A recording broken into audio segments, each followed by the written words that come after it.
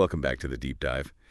You know, you send over some really fascinating articles on like George Soros and Larry Fink and their potential influence on global events. We're diving deep into the world of high finance and power today to see if maybe, just maybe, we've been looking at things the wrong way. Right. It's easy to get caught up in these in conspiracy theories. Right. Absolutely. Everyone loves a good villain, right? Yeah. But what if the real story is less about individual masterminds, right? And more about something far bigger, something systemic? That's a really interesting question, and it's something the articles you've shared really make you think about. What if we're so focused on figures like George Soros that we're missing a more nuanced and potentially even more impactful picture? Okay, I'm intrigued. So paint that picture for me. What are we missing? Well, the articles point to a figure who wields power not through political maneuvering or media manipulation, but through sheer financial might. Okay. Larry Fink, the CEO of BlackRock. BlackRock. Now that name is definitely familiar. Help me out here. What's their main play? Think investment management, but on a scale that's almost impossible to grasp. Okay. BlackRock manages trillions of dollars in assets. Trillions? We're talking a sum larger than the GDP of many countries. Okay, now I'm starting to see why we're talking about real power here. Tell me about this Larry Fink.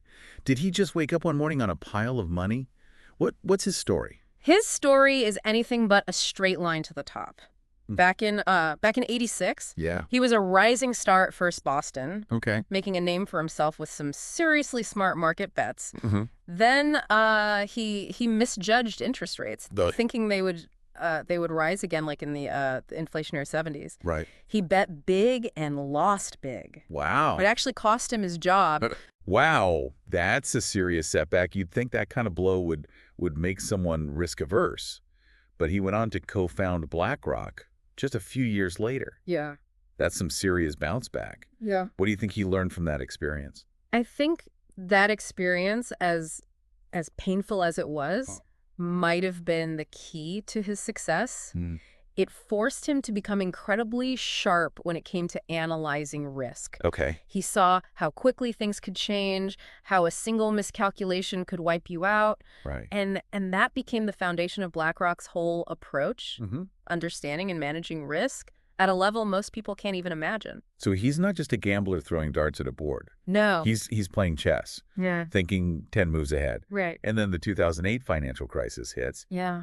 I'm guessing his risk assessment skills came in pretty handy then? You could say that. Right.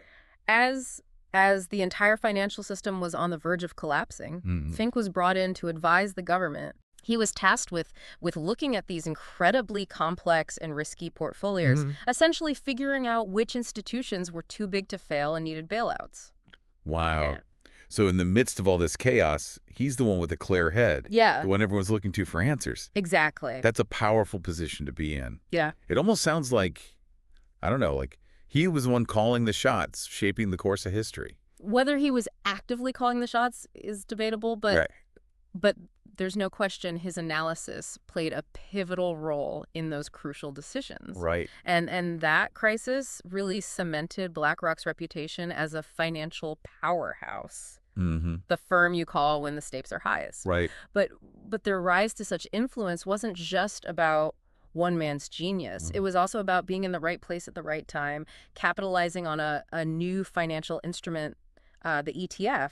The ETF. I've heard of those, but always get them confused with mutual funds. Oh, yeah. Can you give me a quick breakdown?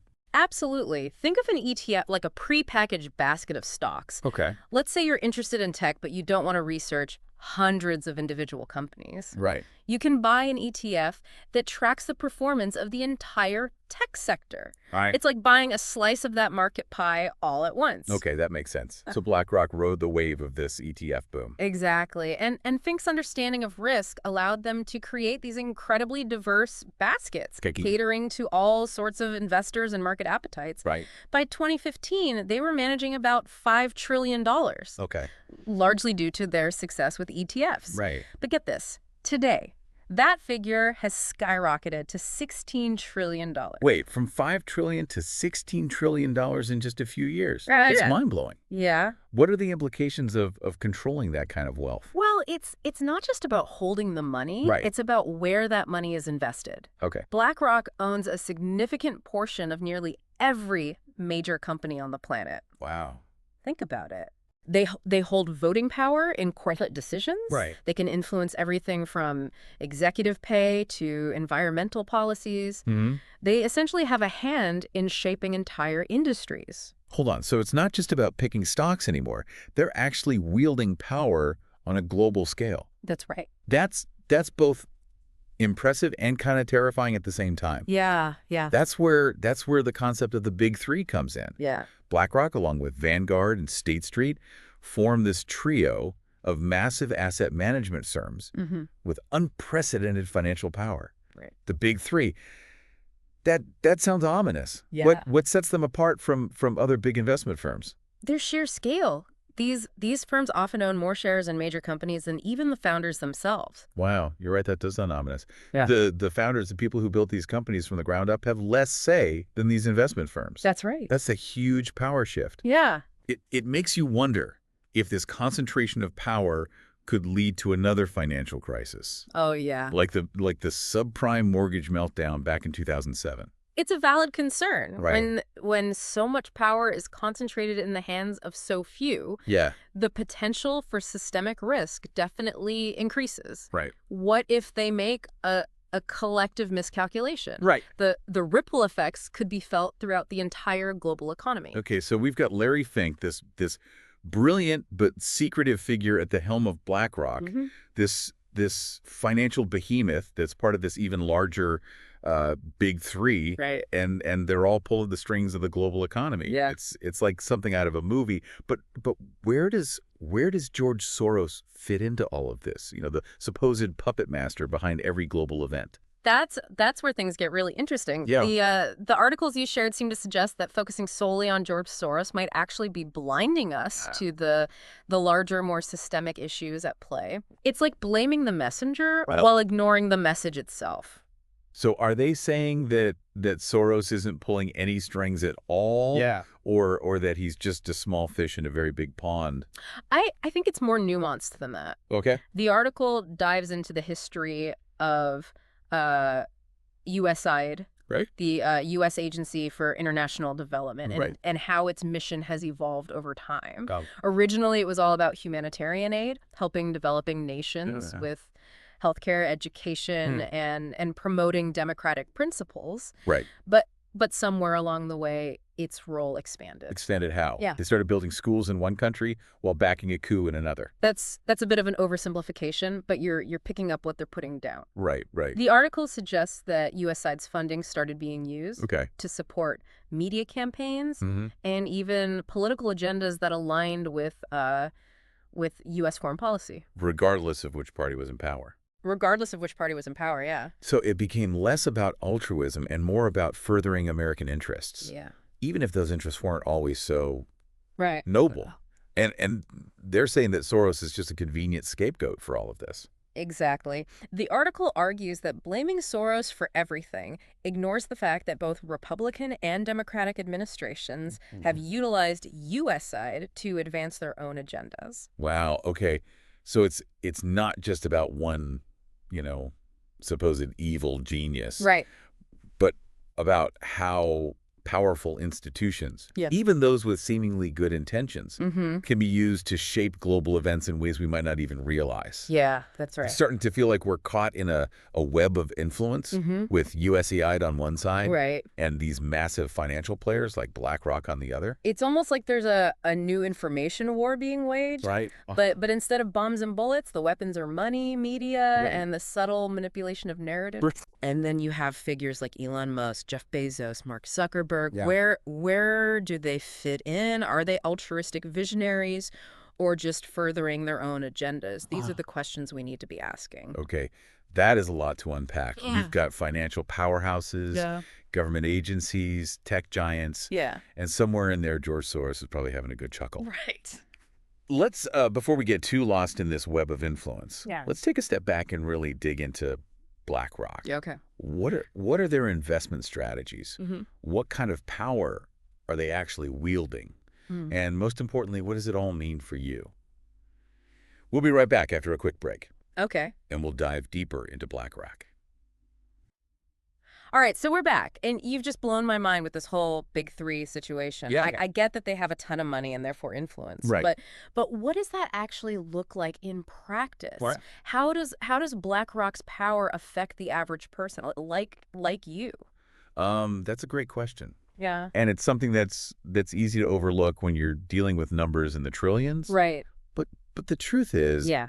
BlackRock's investment decisions have ripple effects that touch virtually every aspect of our lives. Right. Let's take climate change, for example. Okay, climate change. One of the articles you shared touches on this. Yeah. Okay. Climate change. BlackRock is a major investor in fossil fuel companies, right? Yeah. But I also see them talking about sustainability and investing in green energy. Yeah. It seems a bit contradictory, doesn't it? Like they're trying to have their cake and eat it too. That's exactly the kind of paradox we need to be examining. Right. On one hand, they're profiting from the industries that are contributing to climate change. Right. On the other, they're recognizing the need for a transition to a more sustainable future and positioning themselves to profit from that as well. Right. But it begs the question, are they genuinely committed to sustainability? Yeah. Or are they just hedging their bets? Playing both sides of the field. It's like they're trying to be the good guys and the bad guys at the same time. Yeah. And honestly, it makes me question their true motives. Right. Are they using their influence to push for real change? Or are they just trying to maintain their position of power no matter what the future holds? These are tough questions. Yeah. And there's no easy answer. Right. But I think it highlights the need for greater transparency and accountability when it comes to these massive asset management firms. Right. We need to be asking, who benefits from their decisions? What are the potential long-term consequences? Right. And how can we ensure that their immense power is used responsibly? It's kind of unsettling to realize how much power these firms have over our lives. Yeah. Often without us even knowing it. Right. It's like they're operating in the shadows, shaping the world behind the scenes. I think that's a really important point. Yeah. Power isn't always visible. Right. We tend to focus on the politicians, the celebrities, the loud voices in the media. Right. But the real power, the power that shapes our day-to-day lives, often operates much more subtly in boardrooms and financial institutions. Right. And that's why it's so important to have these kinds of conversations to bring those dynamics out into the open. Yeah, you're right. It's like shining a light into those dark corners. Exactly. But what can we do about it? It all seems so massive, so complex. Yeah. Is there anything the average person can do to counterbalance this concentration of power? It can definitely feel overwhelming. Right. But I don't think we should succumb to apathy. Okay. Awareness is the first step. By understanding how these systems work, we can start to make more informed decisions. So knowledge is power, as they say. Yeah. But what does that look like in action? What can you and I actually do? Well, for one, we can be more conscious consumers. When you're thinking about investing, do some research. Right. Look into where your money is going, what companies your friends are supporting. Right. Do those investments align with your values? That's a good point. I've never really thought about it that way before. Yeah. I just assumed that my retirement fund was being managed responsibly. Right. But maybe I need to be asking more questions. Right. Making sure my money isn't supporting industries or practices that I disagree with. Exactly. You have more power than you think. Okay. And beyond that, be an engaged citizen. Stay informed about policies that impact the financial system. Right. Support organizations that are pushing for greater transparency and accountability. Okay.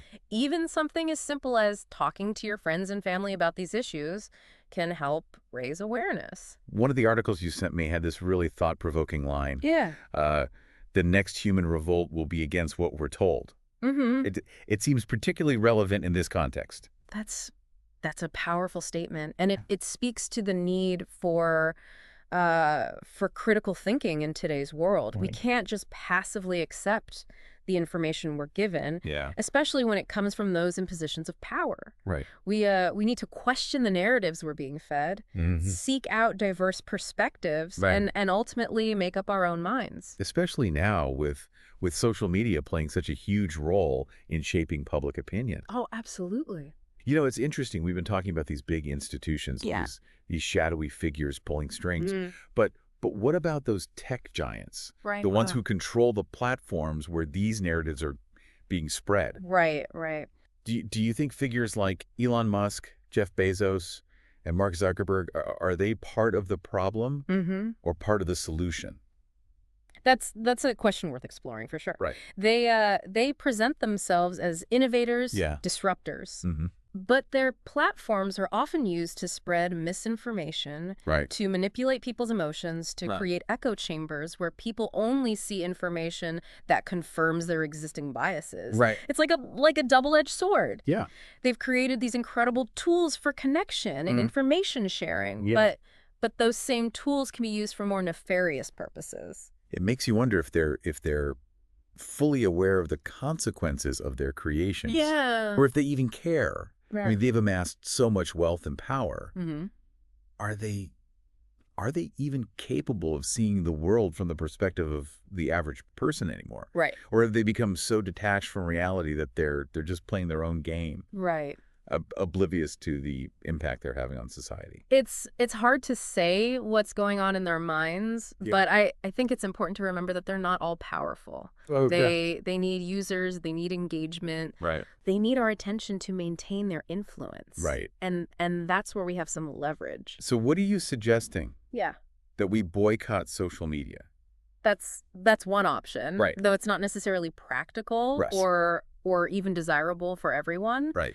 But we can be more mindful of our social media use. Okay. We can choose to follow accounts that provide accurate information. We can engage in respectful dialogue with people who hold different viewpoints. Okay. We can resist the urge to share inflammatory content or engage in online arguments that just lead to more division. Right, that makes sense. Yeah. It's about taking responsibility for the information we consume and the way we interact with others online. Right. It's about being conscious of the fact that we're all part of this digital ecosystem. Yeah. And our actions have consequences. Exactly. Oh. It's about recognizing that we have a choice. Right. I can be passive consumers of information, allowing ourselves to be manipulated by algorithms and echo chambers. Right. Or we can be active participants, seeking out truth, engaging in critical thinking, and shaping the digital landscape in a more positive way. This has been incredibly eye-opening. Yeah. I have to admit, I was feeling pretty overwhelmed earlier. Yeah.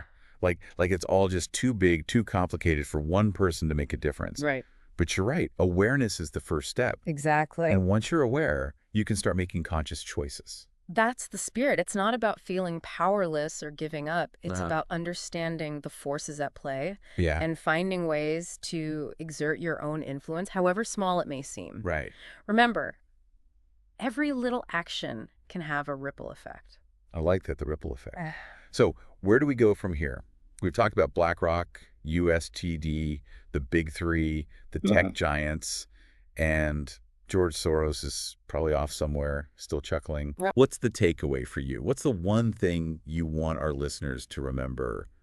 So much to think about, right? Yeah. We've gone from George Soros as a potential global puppet master to this whole network of power with BlackRock and the big three right at the center, and government agencies like USAID playing their own game, and then the tech giants adding another layer of complexity to it all. Right. It's a lot to digest. It really is. And I think that's one of the biggest takeaways from our deep dive today.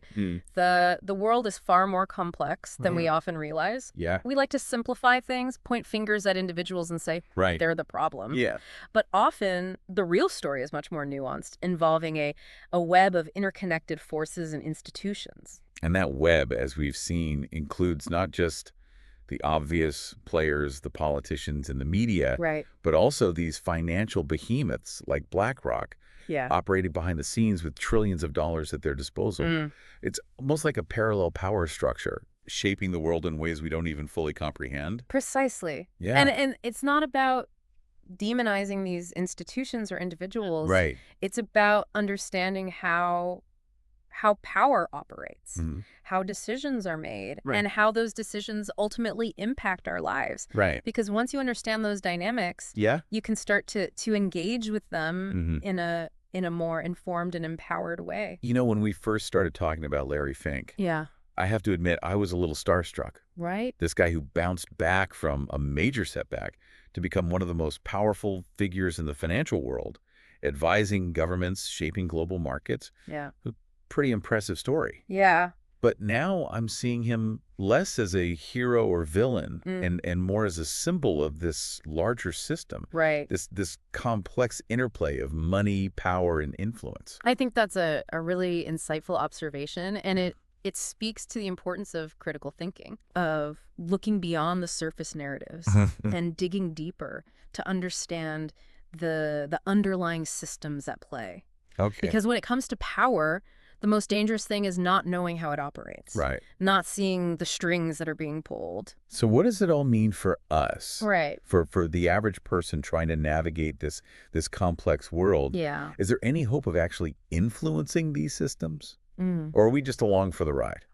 I don't think it's a matter of either. Okay. We can't ignore the power of these systems, right. but we also shouldn't underestimate our own agency. Okay. The articles you shared, they don't paint a picture of total despair. Right.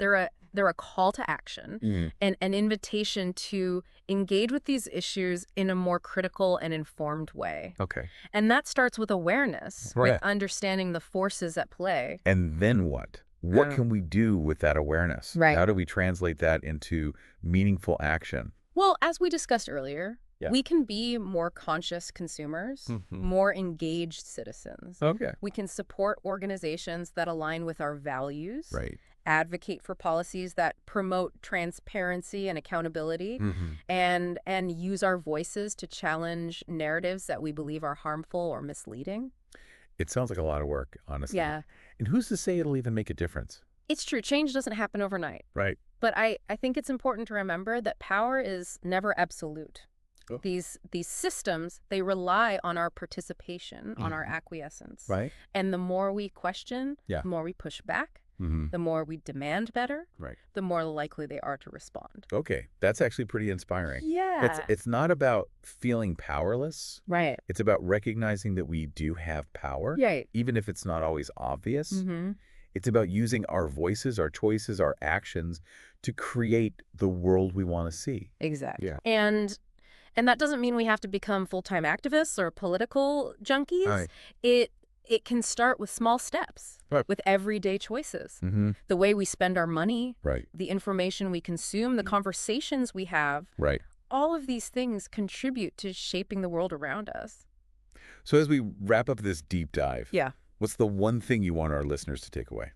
Don't be afraid to question, to challenge, to think for yourself. Okay. The world is full of complex systems and powerful forces. Right. But that doesn't mean you have to be a passive observer. Right. You have the power to make a difference, and it starts with understanding how the game is played. Beautifully said.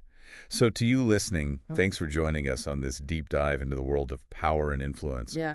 We've covered a lot of ground today, but the conversation doesn't end here. Right. Keep questioning, keep learning, and keep digging deeper. Who knows, maybe you'll uncover something truly groundbreaking. Something that shifts the balance of power in ways we can't even imagine. Yeah. Until next time, stay curious.